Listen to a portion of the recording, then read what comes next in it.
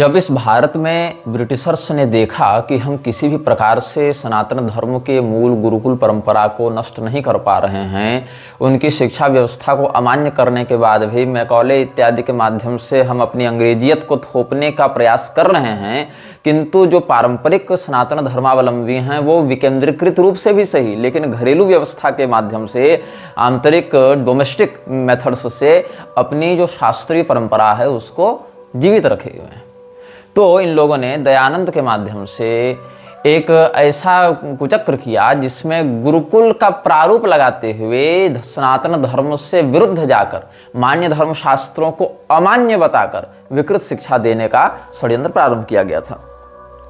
तो Henry steel ऑलकट, जिसका नाम हम बता चुके हैं, और मैडम हेलेना जो ब्लावत्स्की थी जिसका नाम बता चुके हैं, उन्होंने जब न्यूयॉर्क में थियोसॉफिकल सोसाइटी की स्थापना की थी, रोसिक्रूसियन सोसाइटी फ्रीमेसन्स के साथ, और भी लक्सर का जो ब्रदरहुड था, ब्रदरहुड ऑफ लक्सर, इसके साथ मिलकर उसने जब स्थापना की थी, उसके कुछ समय के बाद मद्रास के अड्यार में भी कश्मीरी शासकों के माध्यम से इसको फंडिंग देकर स्थापित किया गया था। तो जब दयानंद ने आर्य समाज की स्थापना की थी तो आप ध्यान रखेंगे भारत के किसी मान्य तीर्थ में नहीं की थी, मुंबई में की थी। और मुंबई में जब की थी तो दयानंद ने वहां पर, आप जो फ्रीमेसन्स का ग्रैंड लॉज है मुंबई में, वहां पर आप देखेंगे तो दयानंद से जुड़े हुए बहुत कुछ आपको ऐसी बातें प्राप्त हो जाएंगी कि इनका आपस में कैसे संबंध था। तो मुंबई में ही फ्रीमेसन्स का हेडक्वार्टर था, ग्रैंड लॉज था, मुंबई में ही इसने स्थापना की थी आर्य समाज की। और हेलेना ब्लावत्स्की और जो हेनरी ऑलकट था उसको परोपकारिणी सभा के द्वारा स्वीकृत जो वसीयत है दयानंद की, उसमें अपने उत्तराधिकारी के रूप में अपने बचे खोजे सामग्रियों के नॉमिनी के रूप में उसने नियुक्त भी किया है। तो इसमें मुंबई से कुछ दूर एक स्थान है कार्ला केव्स।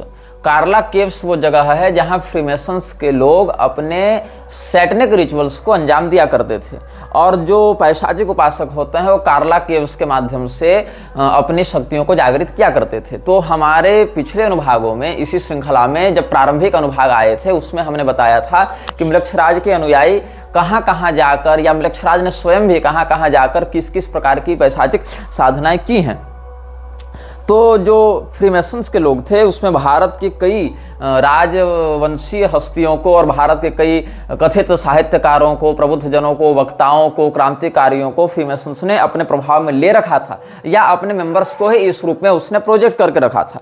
तो आर्य समाज की स्थापना भी जैसे कांग्रेस की स्थापना हुई थी, कांग्रेस की स्थापना करने वाले लोग स्वयं अंग्रेजी सत्ता के सक्रिय सदस्य रहे या सक्रिय प्रायोजक रहे, लेकिन लोगों के मन में क्या छवि डाली गई कि इंडियन नेशनल कांग्रेस तो वास्तव में भारत को ब्रिटिशर्स से आजाद करवाने वाली संस्था है, मतलब उस रूप में संघर्ष कर रही है।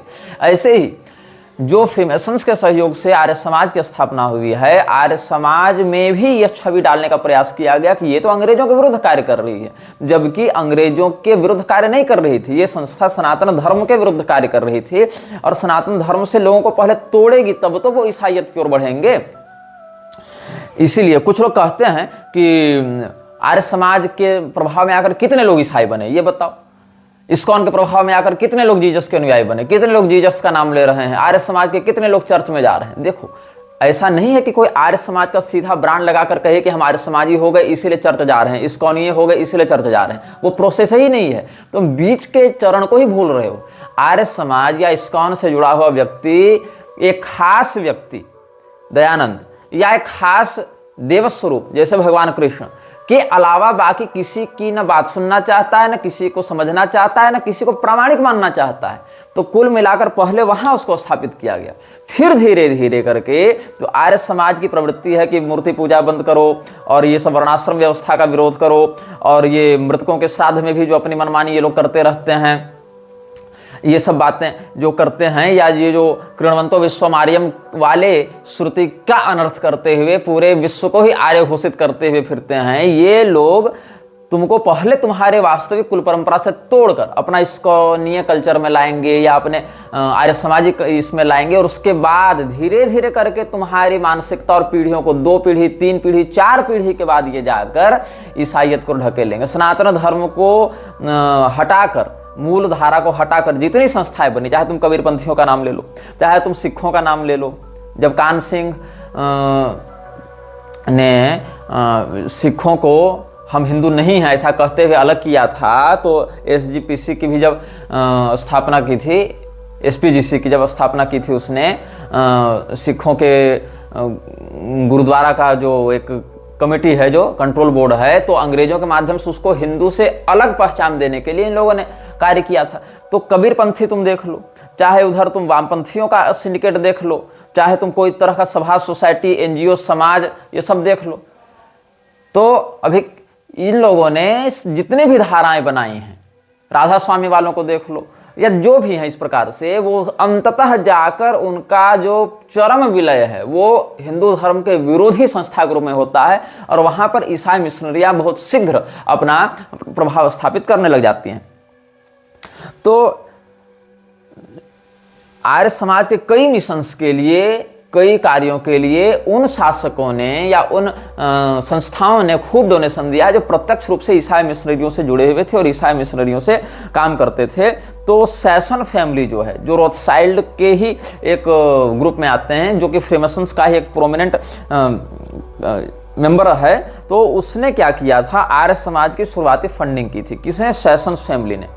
और जो दयानंद का महत्वाकांक्षी व्यक्तित्व रहा, उसमें संघर्ष होने लगा, क्योंकि दयानंद यह चाहता था कि थियोसॉफिकल सोसाइटी वाले दयानंद को अपने सर्वोच्च धर्म गुरु के रूप में मान्यता दें, और सनातन धर्म का हर व्यक्ति दयानंद को सर्वोच्च गुरु के रूप में मान्यता देने लगे।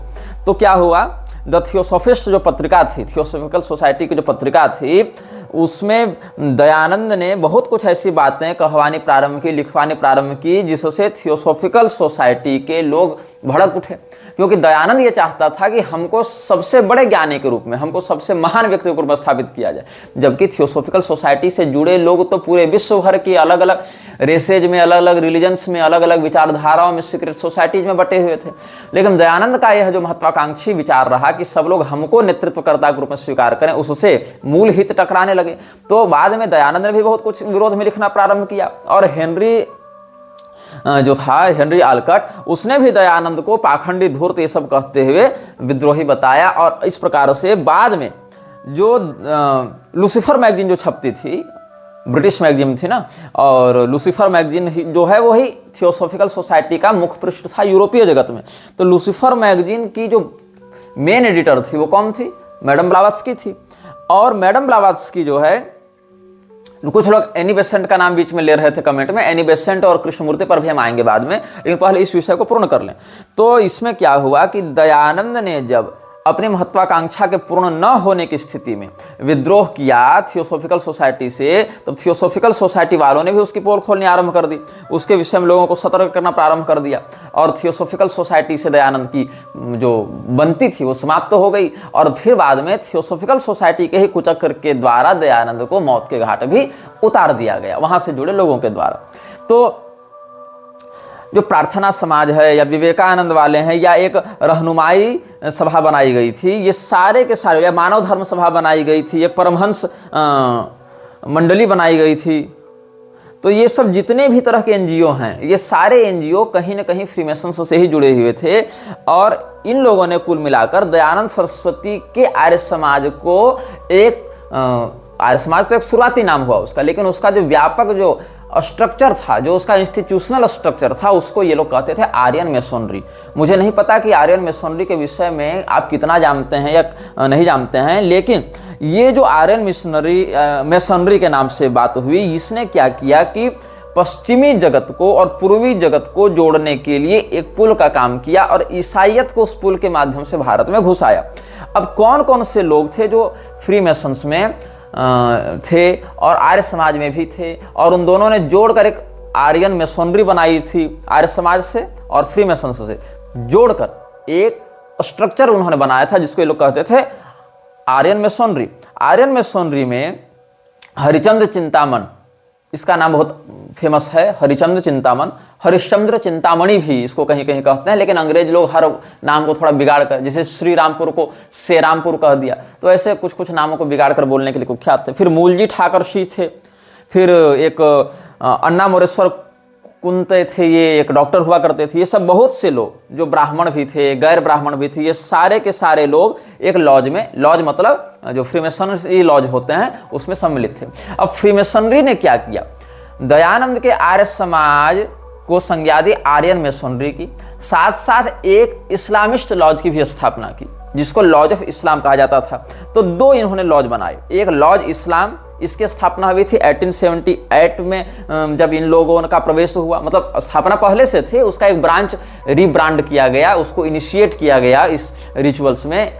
और आर्यन मेसनरी का भी एफिलिएशन साथ में जोड़ा गया। तो क्या हुआ, 37 ब्राह्मणों को जो आर्य समाज के थे उनको लॉज ऑफ इस्लाम में 1878 में इनिशिएट किया गया और आर्यन मेसोनरी लॉज को भी उसी समय एफिलिएशन मिला फ्रीमेसन्स का। और ये मैं कहां से बता रहा हूं आपको, short history of the Aryan lodge in the Aryan lodge number 30 G11 centennial jubilee celebrations December 9 1978 में छपी थी ये पुस्तक, यहां से बता रहा हूं आपको। 9 दिसंबर 1978 को ये पुस्तक छपी थी, short history of the Aryan lodge in the Aryan lodge number 30 G11। इसको जब आप देखेंगे तो क्योंकि 1878 में इनकी स्थापना हुई थी, इसके 100 साल पूरे होने पर सेंटेनियल जुबिली सेलिब्रेशन, शताब्दी समारोह ये लोग मना रहे थे। तो शताब्दी समारोह में लॉज इस्लाम और आर्यन मेसोनरी लॉज दोनों की जो रिब्रांडिंग स्थापना की गई थी 1878 ईस्वी में, उसके 100 साल पूरे होने पर यह पुस्तक छापी गई थी। तो short history of the Aryan lodge जो दिसंबर 9 1978 में छपी थी, वहां आप इसका विवरण देख सकते हैं। अच्छा, इससे पहले थोड़ा सा हम चलते हैं, 1878 में इसकी स्थापना होने से थोड़े से पहले चलते हैं 1873 की ओर। 1873 में क्या हुआ, जो डिस्ट्रिक्ट ग्रांड लॉज था मुंबई वाला, तो डिस्ट्रिक्ट ग्रांड लॉज जो मुंबई वाला था उसने हिंदू मेसनरीज को, जो हिंदू मेसन से जुड़े हुए थे आर्यन मेसनरी में, उनको एक वारंट दिया गया था, एक जारी किया गया था और इस वारंट के तहत उनको अपनी रिब्रांडिंग करके आर्यन मेसनरी का नाम देना था। मतलब कि जितने भी लोग इसमें जुड़े हुए हैं फ्री मेसन्स में, उसमें वो लोग अपना एक अलग छोटा सा एक इंटरनल ग्रुप बनावें। जैसे एक ही कॉलेज में कई सारे विद्यार्थी हैं, एक ही क्लास में पढ़ रहे हैं, उनके छोटे छोटे ग्रुप बनाकर अलग अलग प्रोजेक्ट्स उनको दिए जाते हैं। तो वैसे ही ये जो फ्री मेसन्स में हिंदू लोग जुड़े हुए थे उस समय, ऐसे हिंदू लोगों को एक वारंट जारी किया गया। वारंट मतलब वो गिरफ्तारी वारंट नहीं, वारंट मतलब आज्ञा पत्र, अनुज्ञा पत्र जो प्राप्त होती है उनको, वो। तो डिस्ट्रिक्ट ग्रांड लॉज जो है बॉम्बे वाला, उस समय उसका नाम बॉम्बे था, बाद में मुंबई उसको रीनेम किया गया था।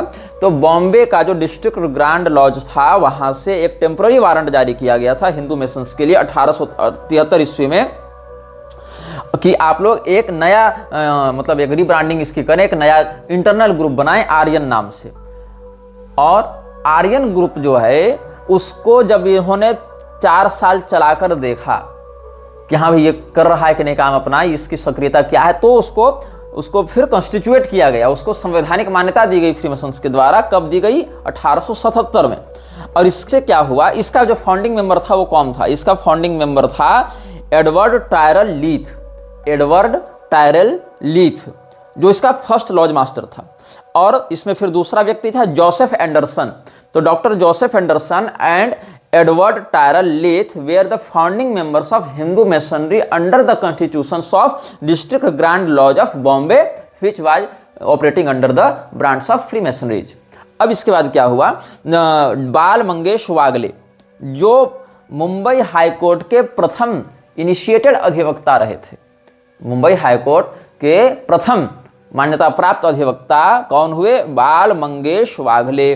और ये भी इसमें थे। इसके अलावा शांतराम नारायण और घनशरण नीलकंठ नादकर्णी इनका नाम आता है। ये सभी हाईकोर्ट के ही जुड़े हुए लोग थे।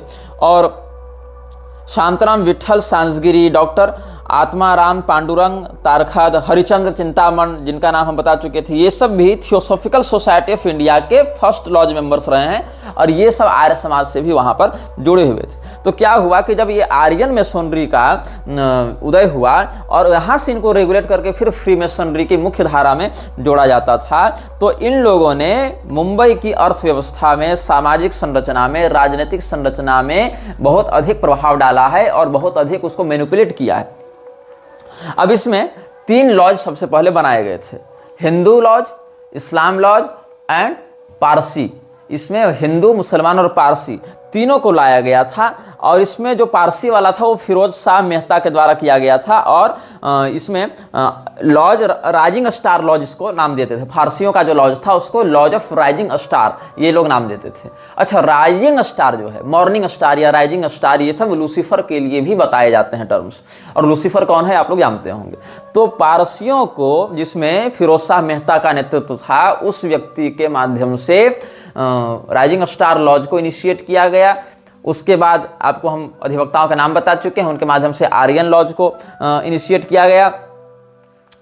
और आर्यन लॉज को एनजी चंद्रवरकर जो सारस्वत ब्राह्मण हुआ करते थे, उनके माध्यम से इनिशिएट किया गया था। और लॉज इस्लाम को भी 1876 में मान्यता दी गई थी। 1876 में लॉज आर्यन, 1877 में, ये क्षमा करें, 1876 में लॉज इस्लाम, 1877 में लॉज आर्यन, और इन दोनों को साथ में जोड़कर आर्यन मेसोनरी की स्थापना की गई 1878 में, जिसके 100 साल पूरे होने पर जो शॉर्ट हिस्ट्री ऑफ हमने बताया आपको Aryan lodge, short history of the Aryan lodge, इसको प्रकाशित करके इन सब बातों को सार्वजनिक किया गया था। अच्छा, इसमें क्या हुआ, जो लॉज इस्लाम था जिसकी स्थापना 1876 में हुई, उसमें केवल मुसलमान रहेंगे ऐसा नहीं। जो लॉज आर्यन है 1877 वाला, उसमें केवल हिंदू रहेंगे ऐसा नहीं। आर्यन शब्द से यहाँ पर सदर्न एशिया का टर्म था। इसमें हिंदू भी थे, इसमें मुसलमान भी थे, इसमें फारसी भी थे। तो फिर पूछा जाएगा कि अलग अलग लॉज का नाम देने का क्या औचित्य है। इसीलिए औचित्य है ताकि अलग अलग लॉज के नाम से जब ब्रांडिंग की जाएगी, अलग अलग हिंदू है, मुसलमान है, फारसी है, फिर सबको एक दूसरे में इंटरकनेक्टेड दिखाया जाएगा, तो लोगों के मन में एक दूसरे के प्रति ये भाव जगेगा कि ये तो एक ही है।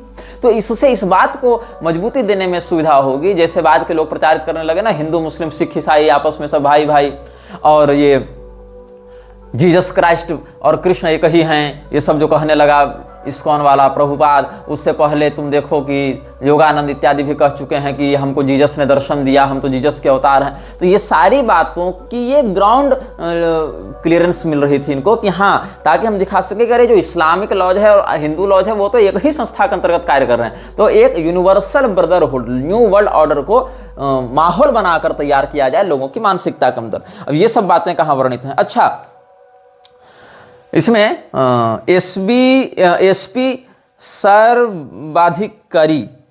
सर्वाधिकारी नाम होना चाहिए, लेकिन अंग्रेजों में क्या है कि वो जो वर्तन है उसको बदल कर लिख देते हैं। तो एसपी सर्वाधिकारी, इसमें जो SARBADHICARY ये इनका स्पेलिंग लिख दिया गया है। जैसे कि क्या होता है, ठाकुर शब्द को इन्होंने बदल कर टैगोर कर दिया। रविंद्रनाथ ठाकुर शब्द है ना, ठाकुर को टैगोर कर दिया। ऐसे ही सर्वाधिकारी को सर्वाधिकारी इस प्रकार से लिखा है इन्होंने। तो इसने एक पुस्तक लिखी थी, how Hindus were admitted into the mysteries of freemasonry. ये पुस्तक है एसपी सर्वाधिकारी की, how Hindus were admitted into the mysteries of freemasonry. इसके पृष्ठ 19 और 20, 19 और 20, इन दोनों पृष्ठों को तुम पढ़ोगे तो यहां पर इन सब बातों का प्रमाण प्राप्त होगा। तो जब आर्यन मेसोनरी बन गई तो क्या हुआ, ऐसे हिंदू इसकी ओर विशेष करके आकर्षित हुए जो कि पाश्चात्य जगत से बड़े प्रभावित थे। इनको लगता था कि हम पश्चिम से जुड़ेंगे तो हम बहुत जल्दी उन्नति को प्राप्त होंगे, हम मॉडर्न होंगे, हम एजुकेटेड होंगे, हम सिविलाइज्ड होंगे। क्योंकि अंग्रेजों ने भारतीयों के मन में एक धारणा डालने का बहुत प्रयास किया, और राजा राम मोहन राय के माध्यम से, जॉन मूर के माध्यम से, या चार्ल्स डैल जो केदारनाथ दत्त का इंग्लिश मेंटर हुआ करता था, क्रिश्चियन मेंटर हुआ करता था। कौन केदारनाथ दत्त? प्रभुपाद के गुरु का जो बाप था वही, उसका जो क्रिश्चियन मेंटर था चार्ल्स डैल, जो कि मिशनरियों के लिए काम करता था। ये सारे लोग हिंदुओं के मन में ये भावना डालते थे कि तुम लोग तो पिछड़े हो। बाद में नेहरू इत्यादि ने भी इसी विचारधारा को बढ़ावा दिया है कि तुम तो पिछड़े हो, तुम तो अनसिविलाइज्ड हो। वो तो भला हो अंग्रेजों का कि तुमको उन्होंने सिविलाइज्ड बनाने के लिए इतना कुछ किया। तो ये सब काम फ्रीमेसन्स पहले से कर रहे थे। अब 1887 में जब थियोसॉफिकल सोसाइटी वाले HP जो है और आलकट ये सब यहाँ पर घुसते हैं, तो इन लोगों को जो इंटरनेशनल लॉज ऑफ फ्रीमेसनरीज के सपोर्ट से स्थापित किया गया था, इन्होंने देखा कि बेसिक ग्राउंड तो हमारा तैयार हो चुका है। तब इन लोगों ने मेसोनिक राइट को यहाँ पर इनिशिएट किया कि अब हम यहाँ पर रिचुअल्स भी कर सकते हैं, क्योंकि हमारे जो अनुयायी हैं या हमारे जो फॉलोअर्स हैं या हमारे जो मेंबर्स हैं अब इतनी संख्या में हो चुके हैं कि हम मेसोनिक राइट्स यहाँ पर कर सकते हैं। तो इसमें 2 जनवरी 1879 ईस्वी को, 2 जनवरी 1879 को एक चिट्ठी लिखी गई थी। ये कब लिखी गई? हालांकि इस समय भारत में आना जाना ब्लावत्स्की का शुरू हो गया था, लेकिन इसने अपने पूरे काम को स्थायी रूप से, ऑफिशियल रूप से लागू नहीं किया था। अभी तो केवल जांच पड़ताल चल रही थी माहौल बनाने की। तो मैसोनिक पेटेंट सेल्समैन जो था जॉन यार्कर, इसने ब्लावत्स्की को एक चिट्ठी लिखी थी। ये अडियार के आर्काइव में मिल जाएगी, जो थियोसॉफिकल सोसाइटी का आर्काइव है, अभिलेखागार है, कहाँ पर? अडियार में, चेन्नई में, वहां से ये प्राप्त हो जाएगा आपको। तो इसमें आप एक टाइटल देखेंगे, letter from Masonic patent salesman John Yarker to Blavatsky, dated 2 January 1979। तो ये क्या कह रही है यहाँ पर यार्कर ने क्या कहा है, उसका इंस्ट्रक्शन पूछते हुए कि मैडम हम लोग को आगे क्या करना है। तो उसमें क्या क्या बातें वहां पर पूछी गई हैं। I will adopt your revised ceremonies. I wish you to advance 3 objects. Sensorial with the 7 imperfect ceremonies, 4 of which I sent you. फिर perfection, giving the gist of the Vedic doctrine. Third, for the selected few, the division of the 7 grades according to the dogma of the East. Or you make 2 branches, the sensorial 7 rites and the ceremony of perfection. Ranking as the first Eastern grade, censor of the second, and sponsor of the third. By Yama. You mean, I think, Captain Archer. He was sometime resident in Manchester and I made his acquaintance here through Prince Rodokannakis. So we sent the Maharaja of Burwan a mandate with the complimentary letter, but he did not reply. तो इस प्रकार से मतलब कैसे वहाँ मैसोनिक rights को वैदिक rituals की आड़ में लपेट कर करने हैं, कैसे उन पेशाचों की आराधना करनी है, कैसे कैसे अलग अलग बातों को करना है, इसके सांकेतिक गुप्त चिट्ठियाँ भेजी जा रही थी। इसके पहले आप देखेंगे 4 मई 1878 ईस्वी को जो हरिचंद चिंतामण को चिट्ठी लिखी थी ब्लावत्स्की ने, उसमें उसने कहा था, I have tried hard to make him a theosophist of the inner ring, an English swami, but failed most signally. जो ये लोग हैं हिंदू धर्मगुरुओं की वेश में अंग्रेजियत के पैरोकारों को खड़ा करने का प्रयास कर रहे थे, और उसमें कई बार सफल हो रहे थे, कई बार असफल हो रहे थे, क्योंकि विचारधाराओं में कई बार साम्यता मिलती थी, कई बार नहीं भी मिलती थी। तो ये सब हैं। आगे आप देखेंगे तो एक पुस्तक है अ लेटर बाय ब्लावत्स्की, जो कि 1974 में प्रकाशित, 1947 में 1947 में प्रकाशित हुई थी। उसमें मेनरी पी हॉल ने ये सब वर्णित किया है कि मैडम ब्लावत्स्की ट्रिब्यूट थियोसोफिया मई जून में छपी थी ना 1947 में। उसके 10वें 11वें पृष्ठ में देखो, they are members of an occult brotherhood, not of any particular school in India. Its origin is of untold antiquity and is as much Masonic as present Masonry is little Masonic. ये सब बातें इसने कही हैं। तो दयानंद सरस्वती की हम बात कर रहे थे। दयानंद सरस्वती जो है उसको ये कहते थे महात्मा दयानंद, जो ब्लावत्स्की थी उसको महात्मा वाली श्रेणी में रखती थी। तो ये महात्मा जो था ये व्हाइट ब्रदरहुड लॉज का सदस्य था। इसका वर्णन कहाँ मिलेगा? तो आलकट ने ओल्ड डायरी लीव्स लिखी है, उसका वॉल्यूम 1 देखोगे, पेज 468 से 469 तक। तो हेनरी आलकट की पुस्तक ओल्ड डायरी लीव्स, यहाँ पर आपको इसका वर्णन मिल जाएगा। और हम पहले भी बहुत सी पुस्तकों का रेफरेंस आपको दे चुके हैं कि हम ये सब बातें कहाँ से बता रहे हैं। लोग कमेंट में पूछते हैं कि कहाँ से पढ़ें इन बातों को, तो इन सब भी पुस्तकों का हम आपको नाम बताते जा रहे हैं, एडिशन बताते जा रहे हैं, और ध्यान आता है तो पृष्ठ संख्या भी बता देते हैं। हालांकि पेज नंबर मैं कम बताता हूँ, क्योंकि अलग अलग एडिशंस में 1 2 4 ऊपर नीचे हो जाती है बातें, फॉन्ट के साइज पर और उसके ट्रिमिंग साइज पर, लेकिन बता दे रहा हूँ इतना। तो इसने क्या दावा किया था कि हम जो, अच्छा ये जो हम बता रहे थे आपको, Dayanand Saraswati who was considered a mahatma and member of the white lodge by Blavatsky and Olcott is supposed to have compiled a ritual for the use of the London and New York theosophical society. Theosophical society की वो शाखा जो New York में initiate की गई थी या London में जो चल रही थी, उसके लिए दयानंद सरस्वती ने एक मैसोनिक रिचुअल भी किया था। इसका प्रमाण मैं दे चुका हूं। आलकट ने जो ओल्ड डायरी लीव्स लिखी है उसके वॉल्यूम 1 के पेज 468 से 469 तक तुम देखोगे इसका वर्णन। तो दयानंद सरस्वती ने व्हाइट लॉज भी ज्वाइन किया था, जो अजराइल की बातों पर चलती है, जो 4 बुक्स डिस्कॉर्स्ड बाय अजराइल है, जो व्हाइट ग्रेट व्हाइट ब्रदरहुड के विषय में हम पिछले अनुभागों में बता रहे थे, उसका भी सदस्य रह चुका था। और इसीलिए ब्लावत्स्की ने क्या कहा कि हम लोग जो काम कर रहे हैं वो बिल्कुल वैदिक धर्म के अनुसार कार्य कर रहे हैं, क्योंकि हम लोग जो फ्रीमेसनरीज हैं वो तो आजकल के हैं। असली फ्रीमेसनरीज या असली तो मुख्य जो हैं मैसोनिक जो ब्रदरहुड के बातें हैं वो तो वैदिक ऋषियों ने की है। यही कारण है कि दयानंद सरस्वती ने यह सोचा कि यदि हम केवल ऋषि महर्षियों की बात करते हैं तो उनके द्वारा ग्रंथों को मान्यता देनी पड़ेगी। इसलिए बहुत से ऋषियों को इसने ऋषि ही नहीं माना, बल्कि अग्नि, वायु, सूर्य इत्यादि को अलग अलग प्रकार के ऋषियों के रूप में इसने डिनोट किया, और बाद में स्वयं को महर्षि के रूप में प्रचारित करने, स्थापित करने या अनुयायियों के द्वारा इस प्रकार से मान्यता दिलाने का प्रयास ये लोग करते रहे हैं। तो एक पुस्तक है जो 1880 में छपी थी, 7 अप्रैल 1880 में छपी थी, दयानंद के ही समकालीन पुस्तक है, the theosophical society of universal brotherhood in the theosophist. जो ये जो लेख है ये थियोसॉफिस्ट पत्रिका में छपता था। तो अप्रैल 1880 के एडिशन को तुम देखोगे तो वहां पर ब्लावत्स्की ने क्लेम किया है कि the rishis of the Vedic school where of course also founders of the Masonic, मतलब जो वैदिक संप्रदाय के ऋषिगण हुए वो सब भी मैसोनिक के फाउंडर्स रह चुके हैं, ये दावा कर रही। तो ये आप समझ लो कि कैसे इन लोगों ने प्राचीन वैदिक हिंदू धर्म को अपने गिरफ्त में लेने के लिए, अपने प्रभाव में लेने के लिए उन वैदिक ऋषियों को भी फ्रीमेसनरी का फाउंडर बता दिया। कैसे इन लोगों ने संजार भाषा को संस्कृत को बदलने के लिए, मतलब संस्कृत को प्रतिस्थापित करने के लिए संजार भाषा का प्रयोग किया, नकली भाष्य लेकर आ गए, ब्रह्म भाष्य इत्यादि को इनिशिएट करने का प्रयास किया। और इससे क्या हुआ कि धीरे धीरे करके वैदिक सभ्यता और फ्रीमेसनरी आइडियोलॉजी को एक दिखाते हुए इन लोगों ने प्रयास किया कि इस्लाम, हिंदू, वेद, फ्रीमेसन ये सब एक ही हैं, और वह जो हम बता रहे हैं वही सही है, वही वास्तविक है, ऐसा कह के फिर बाद में मंदिर, चर्च ये सबको भी एक कर देंगे। तो इसमें एक इन्होंने थियोसॉफिकल सोसाइटी ने विजयनगर के जो विजयनगर के यहाँ VIZIANAGRAM ऐसा लिखा हुआ है, तो revise and ratified in February 1880 strongly bear the impress of freemasonry, इसके अंतर्गत ये छपा है।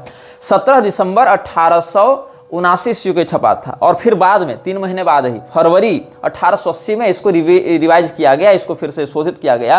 क्या है? प्रिंसिपल्स, रूल्स एंड बायलॉज, जो बायलॉज है TS का, इसको विजयनगर के महाराज का बनारस वाला जो महल था, बनारस में इनका जो महल था, वहां पर इसको स्थापित किया गया, वहां पर इसको लागू किया गया था। तो इस सोसाइटी को क्या कहा गया? Upon the basis of a universal brotherhood of humanity. हम जो लाए हैं ये नियमावली, ये क्या है? एक वैश्विक ब्रदरहुड को, वैश्विक भ्रातृत्व को लागू करेगी। और यही विश्व भ्रातृत्व की बात ये लोग वसुधैव कुटुंबकम या कृण्वन्तो विश्वमार्यम की आड़ में चलाने का प्रयास कर रहे थे। हालांकि 1875 में थियोसॉफिकल सोसाइटी ने न्यूयॉर्क में जो बायलॉज लागू किया था ये उसके सीधे सीधे बातों से मेल नहीं खाता था, क्योंकि न्यूयॉर्क में जब TS ने, थियोसॉफिकल सोसाइटी ने अपना बायलॉज लागू किया था तो वहाँ की सभ्यता, वहाँ की संस्कृति के अनुसार किया था।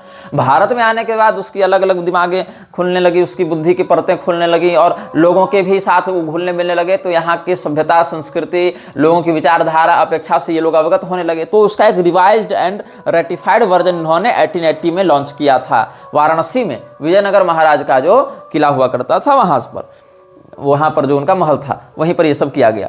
तो इन्होंने क्या किया? फ्रीमेसनरी के ही मुख्य धारा के अंतर्गत जो इंटरनल ग्रुप TS ने बनाया था, यहां पर इन्होंने 3 डिग्री की स्थापना की थी। जो 3rd डिग्री था वो सबसे कम, फिर उसको 2nd, फिर उसके ऊपर 1st डिग्री।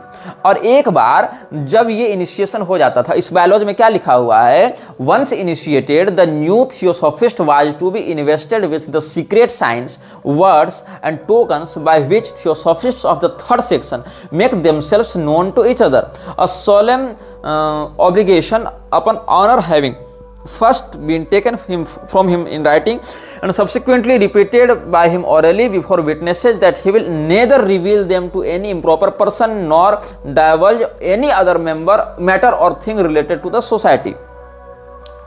अब इसने क्या किया कि जितने भी इसके मेंबर्स हुआ करते थे, जिसमें दयानंद भी एक मेंबर हुआ करता था, उसमें 3 डिग्रीज को बांटा गया। एक थी 3rd डिग्री, फिर 2nd डिग्री, फिर 1st डिग्री। और जैसे उसको इनिशिएट किया जाता था उन डिग्रीज में, फ्रीमेसनरी में तो 33 है, लेकिन यहाँ पर 3 डिग्री में उसको बांटा गया, क्योंकि उसका इंटरनल ग्रुप हुआ करता था। तो हर व्यक्ति को, हर मेंबर को एक सीक्रेट कोड दिया जाता था, हर व्यक्ति को एक साइन दिया जाता था, उसको कुछ गुप्त संकेत भाषाएं सिखाई जाती थी, ताकि साइंस, वर्ड्स, टोकन्स इनका प्रयोग करके वो एक दूसरे से संवाद स्थापित कर सकें और ये बातें उन व्यक्तियों तक न पहुंच सकें। ये सारी बातें इनक्रिप्टेड हो गई ना, तो इनक्रिप्टेड बातों को दूसरा गैर मेंबर तो नहीं पकड़ पाएगा, जो उसका संगठन का व्यक्ति नहीं है वो तो पकड़ नहीं पाएगा इन विषयों को। इसीलिए इन लोगों ने ऐसा किया। और इसमें जो अवधारणा है ईश्वर की, वो कहा कि ईश्वर एक है और ईश्वर ही पूरे मानवता का निर्माता है, इसीलिए हम केवल उसकी आराधना करते हैं और किसी की नहीं करते हैं। अब आप देखिएगा इसमें और है, creeds and modes of worship may differ, but the idea that God is one is common to the whole race, and in the love of God common to humanity is to be found that harmony which it is the mission of the universal religion not only to preach but which it strives to make an actuality of life. Saints therefore ask you to look beyond yourselves to a center that is within yourself. इस प्रकार से अब ये सब कहाँ मिलेगा आपको? Universal brotherhood, universal love and universal religion. हम पूरे विश्व की एक भ्रातृत्व भावना, पूरे विश्व में एक प्रेम की भावना और पूरे विश्व में एक धर्म की भावना हम लाना चाहते हैं। ये कहाँ मिलेगा? जो एसजी चंदवरकर का हमने आपको नाम लिया, जो आर्यन मेसोनरी का लॉज मास्टर हुआ करता था, सारस्वत ब्राह्मण था ना, इसका पूरा नाम था नारायण गणेश चंदवरकर। तो इस व्यक्ति ने सोशल रिफॉर्म एसोसिएशन में जाकर, समाज सुधार एसोसिएशन इन्होंने बनाया था ना मंगलौर में, सोशल रिफॉर्म एसोसिएशन मंगलौर के अधिवेशन में ये बात बताई थी 1900 ईस्वी में 1900। और इसको नोट कहाँ किया गया? Speeches and writings of sir Narayan Ganesh Chandavarkar. इसमें तो इसमें इन लोगों ने क्या बात की है कि ये जो सोशल रिफॉर्मर्स थे, इन्होंने इस्लाम पर कुछ नहीं कहा, इन्होंने ईसाइयत पर कुछ नहीं कहा, इन्होंने कहाँ पर कहा? इन्होंने केवल हिंदू धर्म को विकृत दिखाया, केवल हिंदू धर्म में सुधार की बातें कही। इन लोगों ने ऐसा किया। अथवा अगर इस्लाम और ईसाइयत के विषय में कहीं कहीं दबे छुपे भाव से अगर कुछ कहना भी चाहा, क्योंकि दयानंद ने कुछ कुछ बातें वहां आक्षेप की हैं, 13वें 14वें समोल्लास में जो बातें कही गई हैं, हालांकि वो सत्यार्थ प्रकाश के पहले एडिशन उसमें नहीं है, लेकिन आर्य समाज कहता है कि देखो हमने उन पर भी बात की है। तो दयानंद सरस्वती को कभी भी इस्लाम या ईसाइयत का सुधारक क्यों नहीं दिखाते हैं ये लोग? हिंदुओं के ही ऊपर दयानंद को क्यों थोपने का प्रयास करते हैं कि दयानंद सरस्वती ने हिंदू धर्म की कुरीति को समाप्त किया, कुप्रथा को समाप्त किया? क्योंकि देखो ये लोग विश्व बंधुत्व की आड़ में केवल सनातन धर्म को क्षति पहुंचाना चाहते थे, इसलिए इनकी आपस की सारी बातें मिलती हैं। जैसे कि इस्लाम, ईसाइयत या आर्य समाज, ये सब ईश्वर के सगुणावतार को नहीं मानते हैं, ये सब मूर्ति पूजा को नहीं मानते हैं, ये सब जन्मना वर्ण व्यवस्था को नहीं मानते हैं, ये सब अपने मान्य धर्म शास्त्रों में केवल एक को ही मानते हैं, जैसे कि वेद, जैसे कि बाइबल, जैसे कि कुरान। उसमें भी ये समस्या क्या है कि ये लोग वेद इत्यादि में भी उन बातों को आर्य समाज वाले नहीं मान रहे हैं जिन बातों से इनका खंडन हो जा सकता है, उन बातों को अप्रामाणिक कह देते हैं, वेद के भाग के रूप में स्वीकार नहीं करते हैं, पुराणों की हालत तो और बिगाड़ रखी है, उनको तो प्रमाण ही नहीं मानते हैं किसी भी अंश में। हालांकि आर्य समाज ये पौराणिक कथाएं भी करने लगे हैं, भागवत कथा भी कर रहे हैं, सत्यनारायण कथा भी कर रहे हैं, तुम यूट्यूब में देखकर कई वीडियो देख सकते हो। ईसाई भी उधर ईसा मसीह का सहस्त्रनाम निकाल रहे हैं, ईसा अभिषेक करवा रहे हैं, ईसा की रथ यात्रा करवा रहे हैं, चर्च के ऊपर कलश और क्रॉस लगाने लगे हैं, क्रॉस के साथ कलश लगवाने लगे हैं, ताकि हिंदुओं को यह दिखाया जा सके कि हम और तुम अलग नहीं हैं, और फिर हिंदुओं को अपना शिकार बनाया जा सके। तो दादा भाई नौरोजी और दादा भाई नौरोजी, एनी बेसेंट, ये सब फ्रीमेसनरी के ही सदस्य थे। और 1893 में जो नौरोजी ने कहा है, दादा भाई नौरोजी ने कहा है, वो लॉज यारबोरोफ जो है, कोई स्थान होगा, इन लोगों का एक लॉज है, वहां 25 साल पहले जो बातें कही गई, उन्हीं बातों को यहां फिर इनिशिएट किया गया था दादा भाई नौरोजी के द्वारा। क्या कहा गया इसमें, मैं पढ़कर सुनाता हूं आपको। ये कहां मिलेगा? 1915 में एक पुस्तक छपी थी, the story of the national Congress told from official records, Adyar theosophical publishing house से ये 1915 में छपी है पुस्तक। इसके पृष्ठ 165 में, कौन सी पुस्तक? The story of the national Congress told from official records. यहाँ जो पृष्ठ 165 है, ये पुस्तक छपी थी अडियार थियोसॉफिकल पब्लिशिंग हाउस से 1915 में। यहाँ पर क्या कहते हैं? The day I hope is not distant when the world will see the noblest spectacle of the great nation like a British holding out the hand of true fellow citizenship and of justice to the vast mass of humanity of this great and ancient land of India with benefits and blessings to the human race. समझ रहे हो कितना महान राष्ट्र था Britain in लोगों के लिए, और ब्रिटेन कितने उदारता और मानवतापूर्ण तरीके से भारत के लिए अपना मैत्री का हाथ बढ़ाकर उसको विकसित और सिविलाइज बनाएगा। ये सब बातें किसने कही हैं? दादा भाई नौरोजी ने, जो इंडियन नेशनल कांग्रेस को प्रेसिडेंशियल हैसियत से एड्रेस कर रहे थे 1893 में, और इसने वही सब बातें दोहराई हैं जो लॉर्ड यारबोरो में फ्रीमेसन्स कह चुका था। अब इंडियन सिविल सर्विसेज में भी एक और है, ब्रिस्टल गार्जियन न्यूज़पेपर में आप पढ़ेंगे 1868, जो लॉर्ड यारबोरो में दादा भाई नौरोजी ने जो भाषण दिया था वो कहाँ छपा था? 1868 में, जो 25 साल पहले वाली बात हमने बताया ना आपको। तो 19 सितंबर 1668 में, क्षमा करें 19 सितंबर 1868 में, 19 सितंबर 1868 में ब्रिस्टल गार्जियन न्यूज़पेपर में ये समाचार छपा था, जहां पर ये सब बातें वो कह चुका था। उन्हीं सब बातों को फिर ये दोहराता है 1893 में कांग्रेस के प्रेसिडेंशियल भाषण में दादा भाई नौरोजी सेम बात दोहराता है। और इन्हीं सब सिद्धांतों पर ये लोग पूरा फ्रीमेसन्स हो या प्रार्थना समाज हो या आर्य समाज हो या जो राजा राम मोहन राय वाला था ब्रह्म समाज, ये सब चलते थे। तो इन लोगों ने क्या किया कि क्रिश्चियनिटी को जब ये लागू नहीं करवा पा रहे थे सीधे सीधे रूप में, तो इन्होंने पारंपरिक हिंदुओं को ही आपस में तोड़ना आरंभ किया।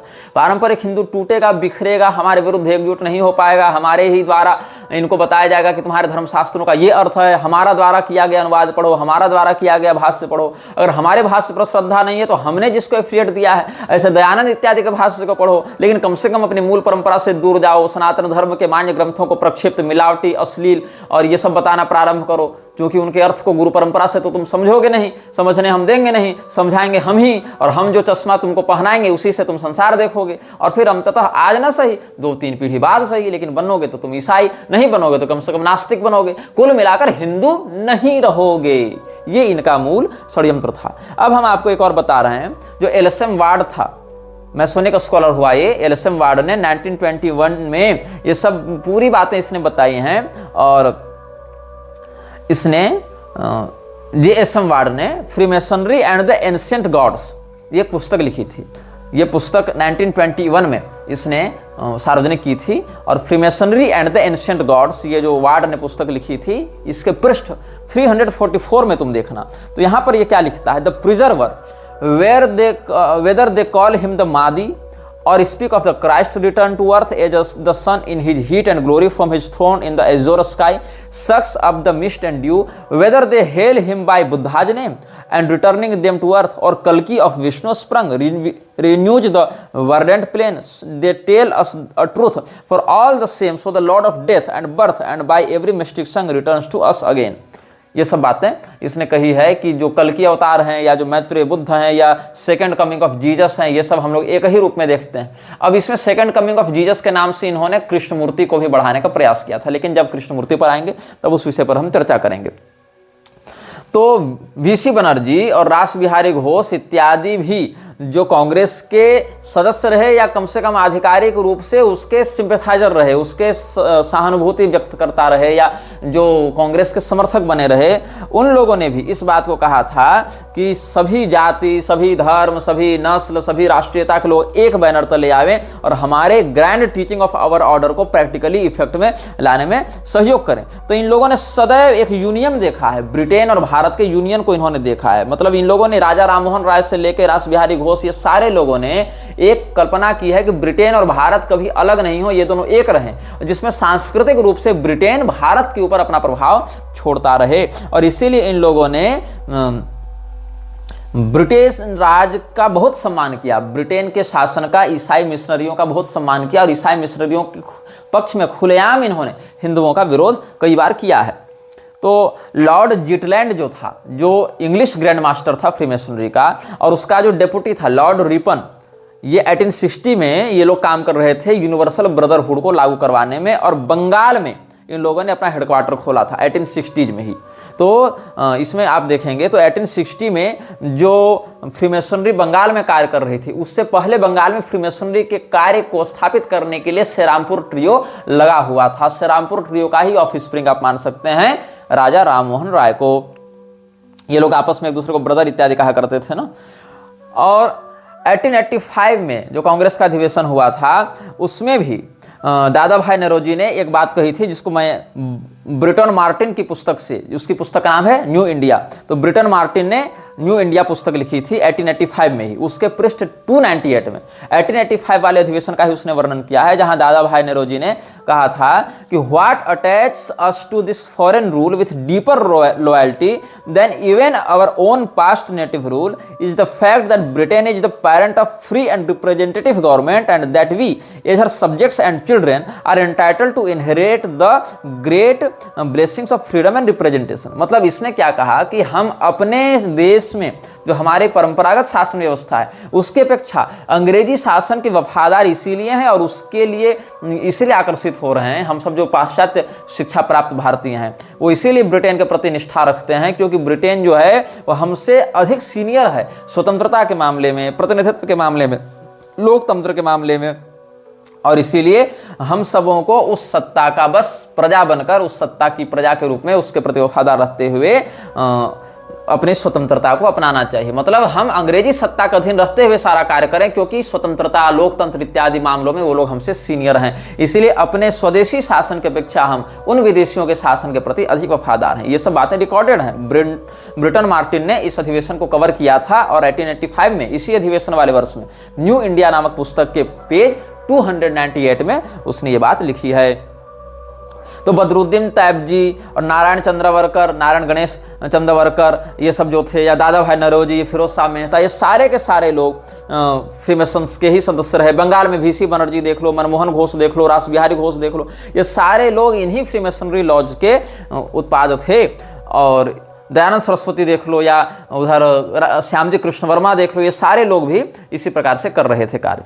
तो ये जो मैडम ब्लावत्स्की है, उसने, आपको अगर याद होगा पिछले अनुभागों में, तो हमने ब्रियन शार्प नामक पादरी का आपको वर्णन किया था, जिसने इन्फर्नल नेम्स ऑफ गॉड्स का वर्णन किया था, जिसमें आर्द्र म्लेच्छ के, अहरिमान के बहुत ही छोटे सेवकों में उसने कुछ शैतानों के नाम लिखे थे, जिसमें भगवती काली का नाम भी घुसाया था, शिव जी का नाम भी घुसाया था, देवराजेंद्र का, वरुण देवता का, ये सब का नाम भी उसने घुसाया था। इसके विषय में हम पहले के अनुभागों में बता चुके हैं। तो मैडम ब्लावत्स्की भी इस बात को पहले से मानती आ रही थी। ये तो ब्रियन शार्प ने बाद में लिखा, लेकिन ये विचारधारा तो पहले की थी। तो एक बुक है परसेप्शन डिसेप्शन, तो परसेप्शन डिसेप्शन में एक बात देखने को मिलती है, जो हमारे एक प्रबुद्ध दर्शक ने कमेंट में कोट किया था, जिसको हमने क्रॉस वेरीफाई किया, तो हमने उस बात को सही पाया। ये लिखती है, ऐसे सनवेल्ड में ये जो बात है उसको कोट किया गया है परसेप्शन डिसेप्शन में। मतलब जो मैडम ब्लावत्स्की ने अपनी बुक में लिखा, उसको फिर डेविड ने अपनी बुक में कोट किया था। वो क्या लिखती है, now we have to remember that Shiva and the Palestinian Baal और Moloch and Saturn are identical. मतलब जो शिव जी हैं वही शनि ग्रह हैं, और वही जो बाल पिशाच है, मृक्षराज वाला जो बाल पिशाच, जिसके विषय में हम वीडियो बना चुके हैं, वो भी वही है, और मोलोच भी वही है, जिसको बच्चों की बलि नहीं दे दी जाती थी, जिसके विषय में हम दूसरे तीसरे अनुभाग में बताए थे। मोलोच ही मलेच्छ शब्द का वहाँ अपभ्रंश है। तो ये सब एक ही है। मतलब इसके लिए मलेच्छराज में, बाल पिशाच में और शिव जी में कोई भेद नहीं था। तो ऐसे लोग या ऐसे लोगों से जुड़ा हुआ दयानंद कैसे शिव तत्व के विषय में जान पाएगा, परब्रह्म के विषय में जान पाएगा, और कैसे उसकी शास्त्रीय व्याख्या कर पाएगा। तो एक और था अल्बर्ट पाइक, उसने गुसेपे मजीनी, जिसका वर्णन हम 32 लोगों की सूची में कर चुके हैं। तो गुसेपे मजीनी जो इटालियन था, उसको 1971 में फ्रीमेसन्स का एक सदस्य, एक उच्चाधिकारी अल्बर्ट पाइक, उसने कहा था कि हम 3 विश्व युद्ध लाएंगे, और 3 विश्व युद्धों के माध्यम से, 3 वर्ल्ड वार्स के माध्यम से हम न्यू वर्ल्ड ऑर्डर को इनिशिएट करेंगे। तो ये सब बातें इन लोगों के विचारों में बहुत पहले से थी। तो इन लोगों ने क्या किया है, मतलब बहुत सारी स्कीम्स दिए हैं लोगों को कि ये कर लो, ये कर लो, ये कर लो। आर्य समाज के विरोध में हम बोल रहे थे, तो तुफैल चतुर्वेदी आकर हमको कहने लगे कि तो छिछोरा व्यक्ति है, ये तो असभ्य व्यक्ति है। अब बताओ, तुफैल चतुर्वेदी अपने नाम के आगे चतुर्वेदी लगाते हैं, और उसके बाद ये आर्य समाजी हैं, आर्य समाजी है तो कर्मणा वर्ण व्यवस्था मानेंगे। अब चतुर्वेदी क्यों लगा रहे हैं अपने नाम के आगे? चारों वेदों को क्या इन्होंने परंपरा से पढ़ा है? क्या वैसा कर्म है? नहीं है, लेकिन नाम लगा रहे हैं चतुर्वेदी। और अगर जन्म से वर्ण व्यवस्था मानो तो आर्य समाज का खंडन भी नहीं कर रहे हैं कि हमारे बाप दादा चतुर्वेदी लगाते थे तो हम लगा रहे हैं, ऐसा भी नहीं कर रहे। तो और जाति शब्द की बात कहें तो ये इतने बड़े विद्वान हैं कि अलजात शब्द से जाति शब्द का निष्पन्न होना बताते हैं कि ये तो संस्कृत का ही शब्द नहीं, ये तो अरबी से आया है, तो मुगल लोग और इस्लाम हमारे यहाँ जाति प्रथा लेकर आया, ये बकवास करते हैं। जबकि दुर्गा सप्तशती में ही देखिए, या देवी सर्वभूतेषु जाति रूपेण संस्थिता, ये मिल जाएगा। उत्साद्यमते जाति धर्मा कुल धर्मा शाश्वता, ये गीता में मिल जाएगा। इनको प्रमाण नहीं मानते हो तो पतंजलि के महाभाष्य को तो ये लोग मानते हैं। वहां महर्षि पतंजलि ने स्पष्ट कहा है कि जाति ब्राह्मण यो स, जो तपस्या और विद्या से हीन है, केवल योनि से ब्राह्मण है वो जाति ब्राह्मण है, वहां भी जाति शब्द है। तो इन लोगों को संस्कृत शब्दों के निष्पन्नता का भी बोध नहीं है, लेकिन ये लोग बड़े बड़े आर्य समाजी बने घूमते हैं, हमको गाली देने आ जाते हैं। हनुमान चालीसा इत्यादि के विरुद्ध भी पहले ये लोग खूब वक्तव्य दे चुके हैं। इस्कॉन वाले ऐसे ही कहते चल रहे हैं कि हमसे शास्त्रार्थ करो, ये करो वो करो। किस विषय पर शास्त्रार्थ करें? जिन शास्त्रों के आधार पर बातें होती हैं उनको तो तुम अप्रामाणिक कहते फिरते हो कि हम तो प्रमाण ही नहीं मानते। तो क्या प्रमाण मानेंगे? तो केवल प्रभुपाद ने जो लिखा उसको प्रमाण मानेंगे, प्रभुपाद ने जो अर्थ किया उसको प्रमाण मानेंगे। तो प्रभुपाद ने जो अर्थ किया उसी को अगर केवल प्रमाण मानना है तो फिर वो तो जीसस को अपना गुरु बताते फिरता था। और ये लोग पीछा काटते फिर रहे हैं कि नहीं जी, प्रभुपाद ने ऐसा नहीं कहा। तुम तो अपने गुरु के सगे नहीं हुए। जो तुम्हारे गुरु ने कहा, जो तुम्हारे गुरु ने लिखा कि हरे कृष्ण और हालेलुया एक ही है, उस बात को भी तुम नहीं मान रहे हो। तुम पहले अपने गुरु की ही पुस्तकों को पढ़ लो। उस पर भी ये लोग स्वयं ब्राह्मणेतर होकर कर्मणा वर्ण व्यवस्था की पोल पैरोकारी करते हुए आते हैं और स्वयं को मध्वाचार्य जी का अनुयायी बताते हैं। लेकिन मध्वाचार्य जी तो स्वयं जन्मना वर्ण व्यवस्था के समर्थक थे, द्वैतवादी थे। तुम द्वैतवादी गुरु के चेले होकर अचिंत्य भेदाभेद कैसे मान रहे हो? और अगर चैतन्य महाप्रभु की बात मानते हो, षड गोस्वामियों की बात मानते हो, तो वो तो जन्मना वर्ण व्यवस्था मानते हैं। चैतन्य महाप्रभु भी जन्मना ही वर्ण व्यवस्था मानते हैं। और तुम लोग जो है सो कर्मणा की बात कर रहे हो ताकि वहां घुसपैठ की जा सके। तो गौड़ीय संप्रदाय की शास्त्रीयता के विषय में जितने प्रमाण देते हैं वो सभी सही हैं, लेकिन ये गौड़ीय नहीं है। इन्होंने गौड़ियों का तिलक, गौड़ियों का वेश, गौड़ियों का नाम धारण कर रखा है और प्रमाण उनका देते हैं। जबकि तुम एनजीओ हो। तुम्हारे गुरु ने भी जो गौड़ीय मठ बनाया वो भी अपने मरे गुरु के फोटो के सामने खुद को दीक्षा देकर बना लिया। अब ये तो वही बात हो गई कि कल को कोई व्यक्ति प्रभुपाद के फोटो के सामने अपने आप को त्रिदंड संन्यास दे दे और कहे कि मैं पूरे इस्कॉन का मालिक हूं, तो क्या तुम मान लोगे उसको? तुम तो एनजीओ में नहीं मान सकते हो ऐसा, तो हम संप्रदाय में कैसे मान लें? ऊपर से ये लोग एक गरुड़ पुराण का श्लोक दिखाते हैं कि मणिमान नाम दैत्यस्तु शंकराख्यो भविष्यति। तो इन विषयों पर हम बहुत पहले कह चुके हैं कि मणिमान नामक दैत्य शंकर नाम से अवतार लेगा और सर्वेशाम शंकरम यस्तु करिष्यति न संशयः तेन शंकर नामासो भविष्यति खगेश्वर। ये सभी को शंकरता की ओर ढकेलेगा, इसलिए इसका नाम शंकर होगा। लेकिन ये श्लोक गरुड़ पुराण का जो है वो मोक्ष कांड में है। मोक्ष कांड केवल माधव संप्रदाय वाले छाप रहे हैं। हालांकि हमको मोक्ष कांड को प्रामाणिक मानने में कोई समस्या नहीं, हम तो मानते ही हैं, हम इन श्लोकों को भी प्रामाणिक मानते हैं। लेकिन क्या हुआ, यहाँ पर तालव्य श नहीं है, दंत्य स है। जो संस्कृत व्याकरण के प्रारंभिक विद्यार्थी भी होते हैं उनको व्याकरण का महत्व समझाने के लिए बताया जाता है कि शंकर और शंकर अलग अलग हैं। उनको बताया जाता है कि सकृत और शकृत अलग अलग हैं, स्वजन और स्वजन अलग अलग हैं। तालव्य श और दंत्य स दोनों अलग अलग हैं। अगर तालव्य स लगाओगे तो शंकर का अर्थ होता है कल्याण करने वाला, दंत्य स लगाओगे सांप वाला स तो शंकर का अर्थ होता है दोगला, मिश्रित। अच्छा, अगर तुम स्वजन कहोगे तालव्य श वाला तो अर्थ होता है कुत्ता। अगर तुम कहोगे स्वजन दंत्य स वाला तो अर्थ होता है कुटुंबी। तो कुत्ता और कुटुंबी में कोई अंतर है कि नहीं? शिव और दोगला में कोई अंतर है कि नहीं? श्लोक में तालव्य श वाला शंकर शिव जी वाला शंकर नहीं है, सांप वाला, दोगला वाला, वर्ण शंकर वाला शंकर है और वो समूह को मिश्रित कर देगा। जबकि आदि शंकराचार्य जी ने अपने भाष्यों में वर्ण व्यवस्था की विशुद्धि पर ध्यान दिया है, जोर दिया है। उन्होंने संकरता का समर्थन नहीं किया, संकरता का विरोध किया है। ऊपर से शास्त्रों ने उनको शिवावतार बताया है और तालव्य श का प्रयोग किया है। यहां पर श्लोक में ही दंत्य स का प्रयोग है कि मणिमान नामक कोई दैत्य कालटी में ही, लेकिन संकरता फैलाने के लिए दंत स वाला शंकर बनकर आएगा। इस पर नारायण पंडित ने बाद में खूब खींचतान करके अर्थ का अनर्थ करते हुए मणिमंजरी लिख डाली कि नहीं, ये तो वही वाले शंकराचार्य हैं। शंकर वाला और शंकर वाला भेद ही नहीं समझ में आ रहा है इन लोगों को। हाँ, ग्राम्य गिरा में शंकर सुवन केसरी नंदन ये सब बोलने के लिए जन सामान्य उतना विशुद्ध उच्चारण नहीं करता, इसलिए ग्राम्य गिरा में गोस्वामी जी ने कहीं कहीं दंत स का प्रयोग इस प्रकार से किया है, तालव्य स के स्थान पर दंत स का प्रयोग कर दिया है, लेकिन वहां अर्थ वही है, उनका अभिष्ट दूसरा है। यहाँ पर संस्कृत में जो है वहां एक बिंदु अनुस्वार में बदल जाने से अर्थ बदल जाता है। मित्रः कहोगे और मित्रम कहोगे तो अंतर हो जाएगा। मित्रम कहोगे तो अर्थ होगा दोस्त, सखा, और मित्रः कहोगे तो अर्थ होगा सूर्य। स्वजन कहोगे तो अर्थ होगा कुत्ता, स्वजन कहोगे तो अर्थ होगा कुटुंबी, शंकर कहोगे अर्थ होगा शिव, कल्याणकर्ता, और अगर शंकर कहोगे अर्थ होगा ये दोगला, मिश्रण। इसलिए शंकरो नरकाय एव कुलघ्नानां कुलस्य च।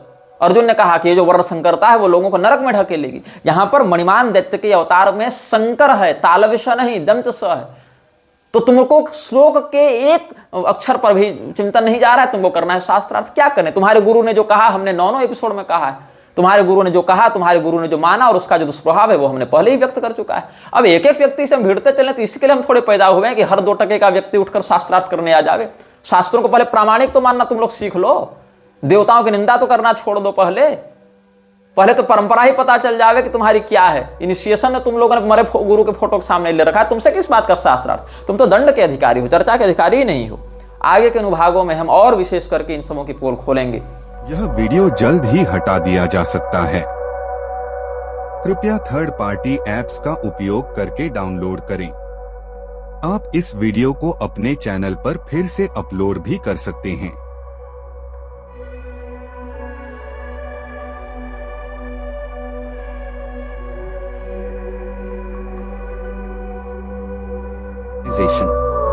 This video may get deleted soon. Please download using third-party apps. You may also re-upload this video on your channels. Thank you.